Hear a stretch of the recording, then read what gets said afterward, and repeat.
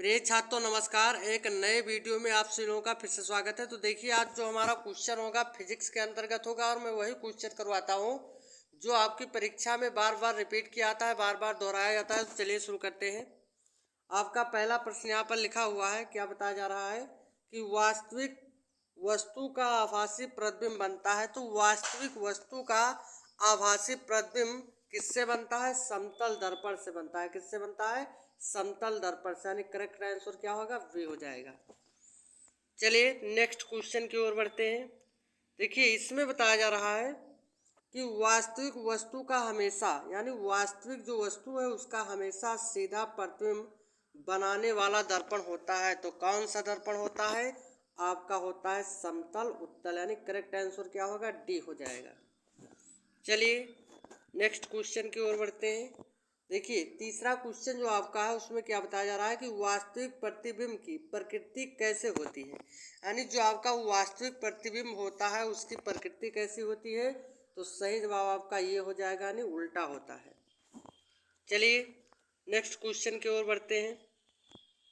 इसमें क्या है?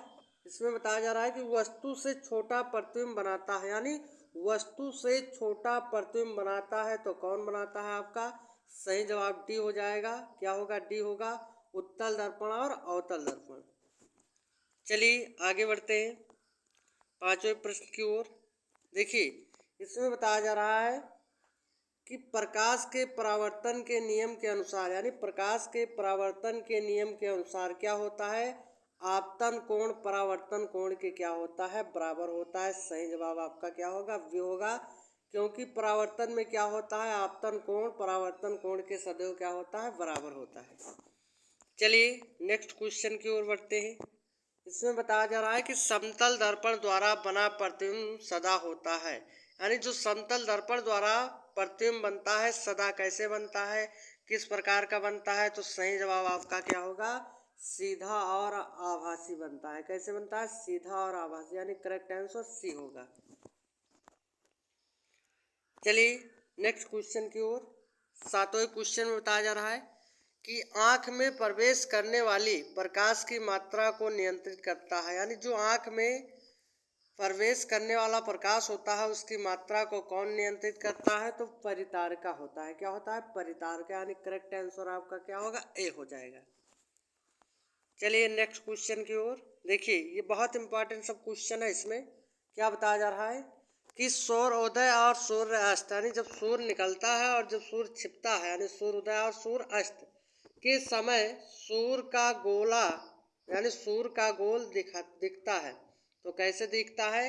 आपका सही जवाब इसमें क्या हो जाएगा? आपका सही जवाब हो जाएगा डी, यानी चपटा दिखता है। कैसे दिखता है? चपटा दिखता है। चलिए नेक्स्ट क्वेश्चन की ओर बढ़ते हैं। इसमें क्या बताया जा रहा है? इसमें बताया जा रहा है, थोड़ा सा इसको जूम कर लेते हैं। कहा जा रहा है कि यदि दर्पण में बना प्रतिबिंब हमेशा सीधा, यानी दर्पण में बना प्रतिबिंब हमेशा सीधा कामा आकार में वस्तु के बराबर है तो दर्पण है। तो किस प्रकार का दर्पण हो जाएगा? आपका सही जवाब क्या हो जाएगा? आपका सही जवाब होगा समतल। यानी करेक्ट आंसर सी। चलिए नेक्स्ट क्वेश्चन की ओर बढ़ते हैं। क्या बताया जा रहा है कि समतल दर्पण के द्वारा बना प्रतिबिंब होता है। यानी जो समतल दर्पण होता है उसके द्वारा बना प्रतिबिंब कैसा होता है? तो काल्पनिक होता है। कैसे होता है? काल्पनिक होता है। यानी सही जवाब आपका क्या हो जाएगा? वी हो जाएगा। चलिए नेक्स्ट क्वेश्चन है आपका, निम्न में से कौन सा पदार्थ लेंस के लिए प्रयुक्त नहीं किया जा सकता? तो मिट्टी एक ऐसा पदार्थ है जिसको हम लेंस के लिए प्रयुक्त नहीं कर सकते। यानी करेक्ट आंसर आपका क्या होगा? वी होगा। चलिए नेक्स्ट क्वेश्चन की ओर बढ़ते हैं। उत्तल लेंस की क्षमता होती है। तो उत्तल लेंस की जो क्षमता होती है वो कैसे होता है? उत्तल लेंस की क्षमता धनात्मक होती है। यानी करेक्ट जवाब क्या होगा? वी होगा। चलिए नेक्स्ट क्वेश्चन की ओर। क्या है? लेंस की क्षमता का एसआई मात्रक होता है। तो लेंस की क्षमता का जो एसआई मात्रक होता है डायोप्टर होता है। यानी करेक्ट आंसर क्या हो जाएगा? सी हो जाएगा।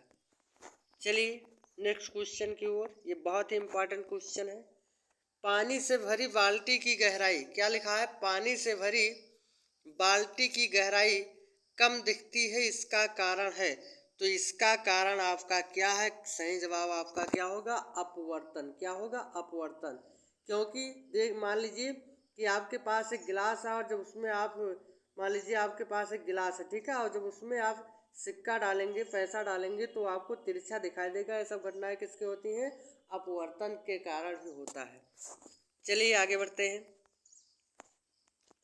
जैसे दिख रहा है आपको क्वेश्चन में भी कि पानी में डाली हुई छड़ी टेढ़ी दिखती है, इसका कारण है। तो जब टेढ़ा दिखेगा तो क्या होगा? अपवर्तन ही होगा। जैसे मैंने अभी सिक्का का एग्जांपल लिया था कि जब किसी गिलास में आप सिक्का डालोगे या पेंसिल डालोगे तो आपको तिरछा दिखाई देगा, टेढ़ी दिखाई देगा। ऐसा क्यों होता है? क्योंकि जो प्रकाश का पूर्णांतिक परावर्तन आपने पढ़ा होगा तो उसमें क्या होता है कि जब प्रकाश सघन माध्यम से विरल माध्यम में जाता है, यानी विरल से जब सघन में जाता है अर्थात वायु से जब जल में जाता है तो क्या होता है? वहाँ पर वो अपने मार्ग से विचलित हो जाता है, इसलिए सब टेढ़ी दिखाई देती है। चलिए आगे बढ़ते हैं। दर्पण की चौड़ाई को दर्पण का कहा जाता है, यानी जो दर्पण की चौड़ाई होती है उसको हम दर्पण का क्या कहते हैं? तो आपका सही जवाब क्या होगा? द्वारक कहते हैं। क्या कहते हैं? द्वारक, यानी करेक्ट आंसर सी। चलिए नेक्स्ट क्वेश्चन की ओर बढ़ते हैं।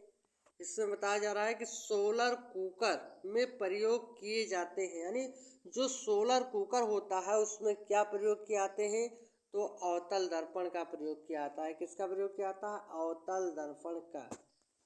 चलिए नेक्स्ट क्वेश्चन की ओर बढ़ते हैं। रोगियों के नाक, क्या लिखा है? रोगियों के नाक, कान व गले आदि की जांच के लिए डॉक्टर प्रयोग करते हैं। तो किसका प्रयोग करते हैं? अवतल दर्पण का। क्योंकि अवतल दर्पण का दो उपयोग क्या होता है?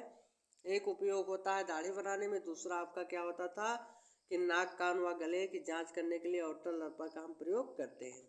चलिए आगे बढ़ते हैं। बहुत ही इम्पोर्टेंट क्वेश्चन है, इसको कई बार रिपीट किया गया है, ठीक है। ये आप परीक्षा में पढ़कर ही जाना है तो जाना है, क्योंकि ये आपका 1 नंबर जरूर पक्का करेगा। क्या है? हीरे का अपवर्तनांक है। तो हीरे का अपवर्तनांक कितना होता है? 2.42। कितना होता है? 2.42 होता है। चलिए ये 20वां जो क्वेश्चन है आपका, ये लास्ट क्वेश्चन है, क्योंकि 20 ही क्वेश्चन मैं करवाता हूँ ताकि आपको दिक्कत ना पड़े पढ़ने में। चलिए शुरू करते हैं। क्या है? मोटर गाड़ी के चालक, यानी मोटर गाड़ी के चालक के सामने लगा रहता है। तो मोटर गाड़ी के चालक के सामने क्या लगा रहता है? अवतल दर्पण लगा रहता है, क्योंकि अवतल दर्पण की जो फोकस होता है वो दूर तक जाता है, ठीक है। तो सामने क्या होता है? अवतल दर्पण होता है। तो वीडियो आपको अच्छा लगा हो तो चैनल को सब्सक्राइब कर लीजिए और बेल आइकन घंटी जरूर दबाएं, ताकि हमारे सभी लेटेस्ट वीडियो का नोटिफिकेशन आपको मिलता रहे। और दोस्तों में शेयर करना ना भूलें। मिलते हैं अगले वीडियो में। Okay, bye bye.